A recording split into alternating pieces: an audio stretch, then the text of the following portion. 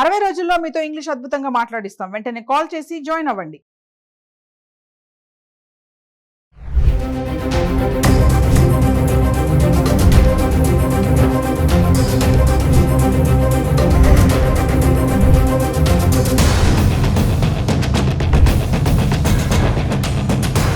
Hello viewers, welcome back to our channel. ప్రస్తుతం మనతో పాటు ఉన్నారు analyst and TEDx speaker, legendary award winner in real estate doctor Nandi Rameshwar Rao గారు.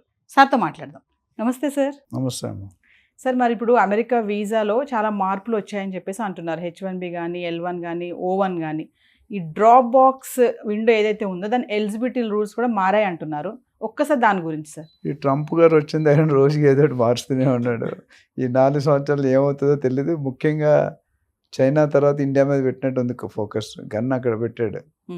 ఎందుకంటే ఆయన ఎప్పటికీ ఎలక్షన్ అవ్వముందు దగ్గర నుండి కూడా ఆయన నినాదం ఏంటంటే వలసలు తగ్గిస్తా, మీకు బెటర్మెంట్ అవుతుంది, మీకు జాబ్ ఆపర్చునిటీస్ ఎక్కువ వస్తాయి, మీ ఎర్నింగ్ కెపాసిటీ పెరుగుతుంది అన్నాడు. దానికి అనుకూలంగానే ఆయన ప్రణాళిక వేస్తున్నారు. దాంతోపాటు ఎలన్ మస్క్ ఆయనతో పాటు జాయిన్ అయ్యారు. So department of government efficiency చాలా రీసెర్చ్ చేసి కొన్ని సూచనలు చేస్తున్నారు. వీళ్ళు పనే సూచనలు మనకి సలహాదారులు అంటారు. సో అలాగే అడ్వైజర్ అనమాట. సో ఏంటంటే డ్రాప్ బాక్స్ అనేది ఏంటంటే అది పాత కాన్సెప్టే, ఓల్డ్ బాటిల్ న్యూ వైన్ అన్నట్టు కొత్తగా మార్చాడు. ఏం చేశాడంటే డ్రాప్ బాక్స్లో వాళ్ళు రెన్యువల్ చేసుకోవడానికి 48 months టైం ఇచ్చేవాడు అంతకుముందు. ఈ 48 ఎందుకు ఇచ్చాడంటే దాదాపు 1000 మంది క్యూలో ఉన్నారు కాబట్టి కొద్దిగా క్లియర్ కావాలి కాబట్టి టైం ఎక్కువ ఉంటే క్లియర్ అవుతుందని.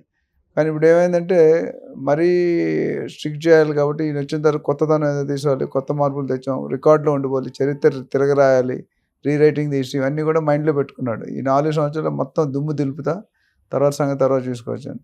దాన్ని ఏం చేయంటే ఆ 48 నెలల బదులు 12 నెలలు చేశాడు.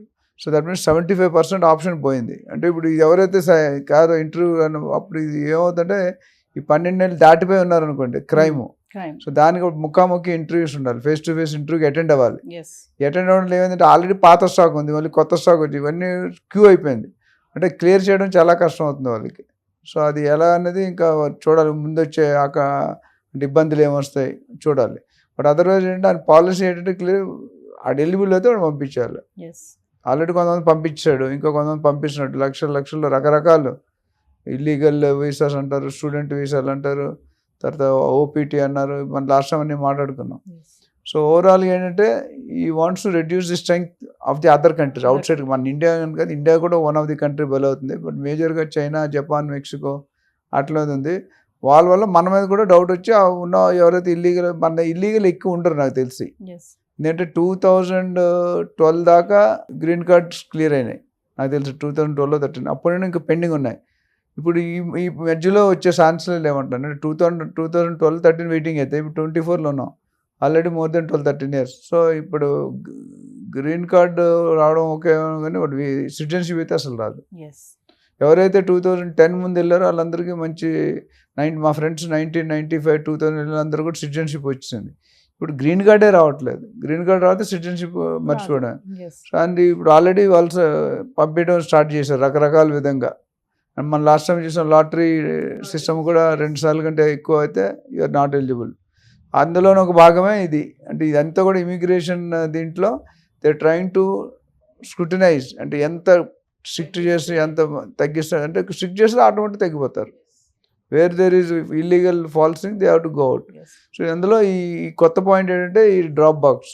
సో 48 months బదులు 12 months వచ్చింది. అంటే ఎంత విసురుబాటు తగ్గింది కదా. ఇప్పుడు కొత్త వాళ్ళు అప్లై చేస్తూనే ఉన్నారు. అండ్ ఇండియా నుండి హైయెస్ట్ కాంట్రిబ్యూషన్ ఉంటుంది మనకి, ప్లస్ ఐక్యూ లెవెల్స్ కూడా మనకు బాగుంటాయి. బట్ అక్కడ ఒక క్యాప్ ఉంటుంది ఇండియా, ప్రతి కంట్రీకి కూడా యూఎస్ఎస్ పుట్టే క్యాప్, అంటే ఇంతకంటే ఈ సంవత్సరానికి ఇంత తీసుకోకూడదు. దానికి మనం 10 times, 20 times, 30 times అప్లై చేస్తున్నాం. మరి ఎక్కడ అకామిడేట్ చేస్తారు? సో అది ప్రాబ్లం. సో ఈ 12 నెలలు అనేది చూడాలి ఎంతవరకు పనిచేస్తుంది అనేది. ఇంపాక్ట్ కూడా అంటే ఏ వీసాల పైన ఇంపాక్ట్ ఉంటుంది సార్? వీసాలు అనేది H1B, B1, B2 ఇవన్నీ కూడా O1 ఇవన్నిటి కూడా వీసా అనేది కొద్ది స్టూడెంట్ వీసా అని లేకపోతే వర్కింగ్ వీసా అని ఉన్నాయి. అందులో ఫ్యామిలీ డిపెండెంట్ రకరకాలు ఉన్నాయి. సో ఈ వీసాలు అన్నిటి కూడా ఒక వీసా మారితే ఇంకా అన్నీ మారుతాయి. తీగలాగితే డొంక కదిలినట్టు వీసా అన్ని ఎంట్రీ. ఎప్పుడైనా చూడండి మీరు, సపోజ్ ఇంజనీరింగ్లో BE mechanical BE, physics, BE, computer తీసుకుని ఫస్ట్ 2 years కామన్ ఉంటుంది, ఎస్ లాస్ట్ 2 years మారుతుంది. అట్లాగే వీసాకి 50% ప్రాసెస్ ఎక్కడైనా ఫీజ్ అని, ప్రియారిటీ అని కొన్ని ఉన్నాయి, వెరిఫికేషన్ అని, లీగల్ అని ఉన్నాయి, అవి కామన్ ఉంటాయి. 2.5 మారుతుంది. ఎస్ ఇక్కడ కూడా ఏంటంటే ఇవన్నీ కూడా మనం అంటే H1B visa, B1, B2, O1 ఇంకా రకరకాలు ఉన్నాయి. ఇవన్నిటి మీద ఇంపాక్ట్ పడింది. ఎస్ ఎందుకంటే ఇది ఎందుకు పెట్టారంటే మీరు ఈ ఏమంటారు స్టాక్ ఎక్కువైపోతుంది. అంటే people who are applying are not more and clearing is less, కొంటే ఎక్సెస్. ఎస్ అంటే ఈ పాలసీ రావడానికి సార్ అంటే ఎక్కువ మంది వచ్చి మన వాళ్ళు అక్కడ ఉంటున్నారు అనే రీజనే అంటారా? అంతే. దీని 48 months ని తీసి 12 months చేయడానికి గల అంటే కారణం? 48 months మీరు ఆడుకోవచ్చు కదా, వ్యాలిడిటీ అయిపోయిన తర్వాత 48 months వరకు మీరు బతికేవచ్చు. ఎస్ ఇప్పుడు అలా లేదు. 12 months అయిన తర్వాత ఒకవేళ మీ వ్యాలిడిటీ అయిపోతే ఇమీడియట్గా ఒకటి అరేంజ్. ఇప్పుడు ముఖాముఖి ఇంటర్వ్యూ కూడా చాలా లోడ్ అయిపోతుంది, వాళ్ళు they are not able to clear. ఆ లోడ్ వల్ల ఏమవుతుంది, ఎప్పుడు వస్తుందో తెలియదు వీళ్ళకి. ఓకే ఇంటర్వ్యూ వచ్చిన తర్వాత డిసైడ్ చేస్తారు this man has to be extended or not to be extended. Yes ఆ ఇంటర్వ్యూ నాకు అర్థమైందంటే ఇంటర్వ్యూ రావడానికి దిస్ లాట్ ఆఫ్ టైం. అంటే అపాయింట్మెంట్ తీసుకోవాలి, మనం పాస్పోర్ట్ రెన్యువల్ చేసుకుని ముందే స్లాట్ బుక్ చేయాలి. ఆ స్లాట్ వీళ్ళు దొరకట్లేదు. ఆ స్లాట్ బుక్ చేయడానికి 1 year పడుతుందా, 6 నెలలు పడుతుందా, 12 నెలలు పడుతుందా. మొన్న ఒక ఆయన నార్త్ కెనడాలో ఉంటారు, ఆయన జనవరిలో జాబ్ తీస్తారు, మళ్ళీ ఇప్పటి వరకు జాబ్ రాలేదు, ఎత్తుక్కుంటున్నారు. అది ఎంతగానో ఇప్పుడు ఉన్నదంటే ఇల్లీగలే. 3 నెలల తర్వాత 6 నెలల తర్వాత బయటికి రావాల్సిందే జాబ్ Yes. దొరకకపోతే. సో అందుకని టెంపరీగా ఏదో కాంట్రాక్ట్ బేస్ జాయిన్ అయ్యి చూపిస్తున్నారు.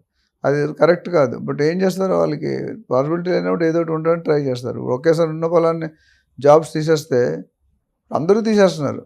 ఒకటే కాదు, ప్రతి కంపెనీ, ఆల్ కంప్యూటర్స్ ఎస్పెషల్లీ మన వెళ్ళే సాఫ్ట్వేర్ వాళ్ళు డెఫినెట్గా దే ఆర్ రిమూవింగ్ ఇట్. అంటే ఎంతవరకు కొనసాగుతుంది అనేది తెలియదు. అంటే డ్రాప్ బాక్స్ విండో అంటున్నారు కదా సార్, అసలు ఆ. ఏంటి ఇది, దీని ఎలిజిబిలిటీ ఏంటి, అంటే దీని మీద ఏమేమి ఆధారపడి ఉంటాయి? అంటే దీని మీద డ్రాప్ బాక్స్ అనేది ఒక సిస్టమ్ ఉంటుంది. మనకు ఇంటర్వ్యూలో ఎట్లా మెథడ్ ఉంటుందో, ఎస్ ఇప్పుడు అయిపోయిన అందరినీ ఒకేసారి చేయలేరు కాబట్టి ఒక క్యూ కట్టిస్తారు. ఓకే డ్రాప్ బాక్స్ అనేది అంటే ప్రాసెస్ అంత ఉంటుంది. మళ్ళీ ఒకసారి రెన్యువల్ చేసేటప్పుడు ఏం చేస్తాం, ఇప్పుడు డ్రైవింగ్ రెన్యువల్ ఉంది, డ్రైవింగ్ లైసెన్స్ రెన్యువల్ మళ్ళీ ఒకసారి డ్రైవ్ చేయమంటాడు, ఎస్ మళ్ళీ ఒకసారి కళ్ళు చెక్ చేయమంటాడు, కళ్ళద్దాలు ఉన్నాయా లేవా, ఏజ్ ఎంత అయింది, ఇవన్నీ ఫర్నిష్ అవుతాయి. ఇప్పుడు కారు వాల్యూ 15 సంవత్సరాల తర్వాత వాడకూడదు రోడ్డు మీద, మళ్ళీ రీ చెకింగ్ చేసుకొని మళ్ళీ అసెంబ్లీ చేసుకొని మొత్తం కరెక్ట్ ఉన్నాయో చెక్ చేసుకుని అప్పుడు ఇస్తాడు. ఎస్ నేను మొన్న కార్ చేసా, 15 years అయిపోయింది, మళ్ళీ 5 years ఎక్స్టెన్షన్ ఇచ్చాడు. దానికి 30,000-40,000 ఫీజు కడితే కార్ని బట్టి ఇవ్వాలి. ఎస్ ఇక్కడ కూడా అంటే డ్రాప్ బాక్స్ అనేది ఒక సిస్టమ్ డెవలప్ చేస్తారు, ఒక కోడ్ లాగా. ఎవరైతే ఎక్స్పైరీ అయిపోతారో అందరూ అప్లై చేసుకుంటారు. ఎస్ అప్లై చేసుకున్నప్పుడు దాన్ని స్క్రూటినీ చేస్తారు. అట్లానే ఇప్పుడు 48 months లేదు, 12 months తక్కువ. 48 months అంటే చాలా మంది అకామిడేట్ అవుతారు, అవును. 4 సంవత్సరాలు. ఇప్పుడు 1 year అంటే అంతమంది అకామిడేట్ అవ్వరు. తగ్గుతారు పాత వాళ్ళు మళ్ళీ రీఅప్లై చేస్తారు, కొత్త వాళ్ళు అప్లై చేస్తూనే కొంచెం. ఉన్నారు. Yes. అందుకని ఫేస్ టు ఫేస్ ఇంటర్వ్యూ పెట్టి వాట్ ఇస్ ద రీజన్, అసలు నువ్వు స్కిల్ ఉన్నావా లేదా, వాళ్ళకి వచ్చిన డౌట్స్ అన్ని చెక్ చేసుకుంటారు. Yes. చెక్ చేసుకున్న దాన్ని పాస్ అయితే then only you will be eligible to stay there. So ఏదేమైనా సరే అమెరికా వీసా రెన్యువల్ చేయాలనుకునే వాళ్ళందరికీ కూడా మళ్ళీ ట్రంప్ ఒక షాక్ ఇచ్చాడని గుండెల్లో గుబులు పరిగెట్టిస్తున్నాడు. రెన్యువల్ చేయాలనుకునే వాళ్ళకి. కొత్తది వదిలేయండి, రెన్యువల్ వచ్చింది, Yes, కొత్తది ఎన్నో దొరకదని క్లారిటీ వచ్చింది. Mm. సో రెన్యువల్ అనేది జనరల్గా రెన్యువల్ అంటే ఆటోమేటిక్ ఎక్స్టెండ్ అయిపోవాలి. ఇప్పుడు ఎఫ్డి మన బ్యాంక్లో ఆటోమేటిక్ పెట్టాం అనుకోండి, yes, ఆ డేట్ అవగానే ఆ ఉన్న కరెంట్ రేట్ అది పడిపోతుంది. Mm. ఇక్కడ కూడా ఇప్పుడు అలా చేయట్లా, ఎఫ్డీని మళ్ళీ రీచెక్ చేసి రీరైట్ చేస్తూ ఉంటాం, అట్లా ఉంది అది process. yes. Thank you, sir. Thank you.